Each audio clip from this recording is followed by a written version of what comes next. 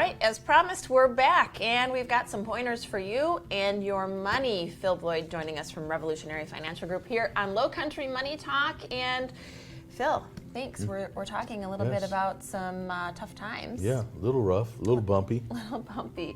So if you're watching this late at night, it's probably because you can't sleep, Oh, worrying about your money. Sure. But you know what? There's a lot of strategies. We promised you we were going to walk you through some solutions here, okay? So we're really talking about learning where you are against the benchmark and making sure that you are not below it.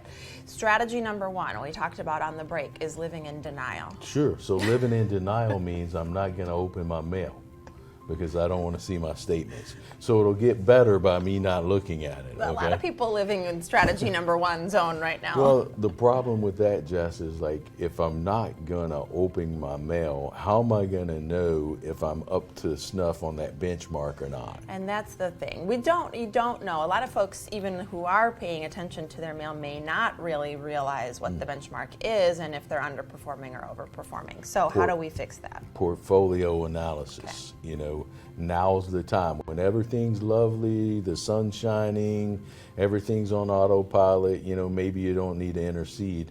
But now things are gloomy and all this. Now's the time to make a few changes maybe. Yeah. Or find where the holes are. So how can you help us with this? What does that look like? Okay, so we want to take a look at your portfolio analysis, see how much that you do have at risk in equities, see if you are down more than 18% or 20% or whatever your benchmark may be. This portfolio analysis will let me know and you know how much we're paying in expenses. Are we making the benchmark? If we're not, how come? Yes. And then what changes we can make. How about some strategies? You know, if we have a plan, if we have a strategy, if we're working at it, tends to, guess what, relieve that anxiety because it's like, oh yeah, we have a plan, we're working on this. Yes. Yeah, avoidance actually probably adds to the anxiety because you just don't know what's happening. Yeah. So fear of the unknown. You talked to me on the break a little bit or just mentioned rule of 100. What is that? I like the rule of 100. It's probably an ancient rule. It probably goes back to caveman days.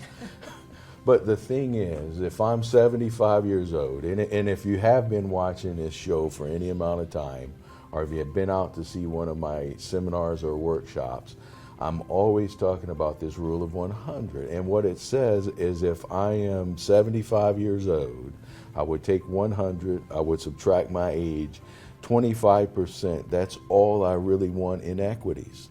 And sometimes people challenge and they're like, oh, you know, this. Well, we've been in a bull market for 14 years.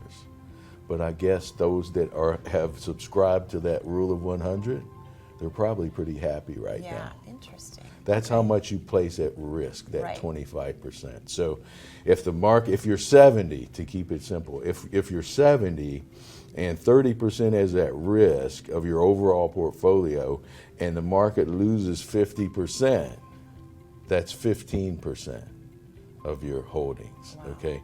The S&P 500 currently is down 18. So if I was subscribing to that and I was making the market, I would be successful right now. Interesting that is success, but right now that is success. So I guess that goes back to what you talked about in a previous episode, which is don't be overexposed. Yes. So you got to have the right amount in there. Okay, sure. Rule of 100. Do you want to touch really quick on Roth conversions, sure. whether or not now is a good time? Couple of things. You know, a lot of people say, well, my taxes, what about Roth conversions, this and that. If I have a good base of equities that I plan on holding, some good quality companies, but they're down right now, and I'm like, well, these are good companies, I'm not going to sell them. Maybe I'm holding these companies in an IRA format.